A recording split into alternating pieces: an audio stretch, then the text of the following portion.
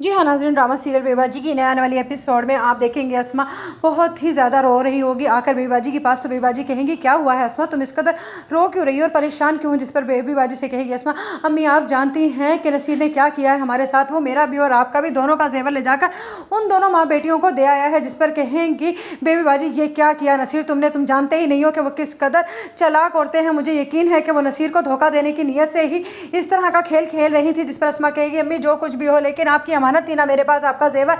मैं तो बहुत ही ज़्यादा शर्मिंदा हूँ आपसे कि मेरी वजह से आपका जेवर नसीर ले गया। जिस पर कहेंगी बेबाजी तो नसीर ही लेकर गया है ना, मेरा अपना बेटा जिसने मेरे जेवर को चोरी किया है। तुम्हारा इसमें क्या कसूर है बेटी, तुम्हारा तो इसमें कोई कसूर नहीं है।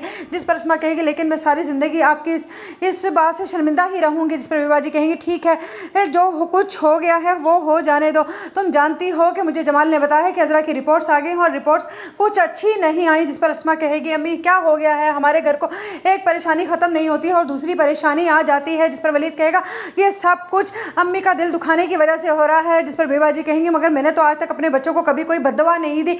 जिस पर कहेगी अस्मा अम्मी आपने बद्दुआ नहीं दी, लेकिन हम सब ने मिलकर आपका दिल तो बहुत दुखाया है ना। जिस पर कहेगी बेबीबाजी अस्मा लेकिन तुमने तो कभी भी मेरा बुरा नहीं चाहा और ना ही मेरे साथ कभी बुरा सलूक किया है, लेकिन मैं नहीं जानती कि मेरा बेटा नसीर इस कदर घटिया क्यों निकला कि उसने तुम्हारा इस कदर दिल दुखाया। चलो मेरा जेवर तो ले गया, माँ का जेवर था, लेकिन जो कुछ हमने तुम्हें चढ़ाया था उस पर उसका कोई हक नहीं था। मेरे शाहजेब की दुल्हन के लिए अगर तुम रखती तो मुझे ज़्यादा अच्छा लगता, लेकिन उसने तो कोई कमी नहीं दिखाई। कमीनापन दिखाने में नसीर ने, मुझे लगता है कि नसीर के साथ अब कुछ बुरा ही होने वाला है। जब नसीर पहुंचेगा रक्षी के घर तो वहां पर तो ताला लगा हुआ होगा और लोग कहेंगे ये माँ बेटी तो सुबह ही निकल गई थी।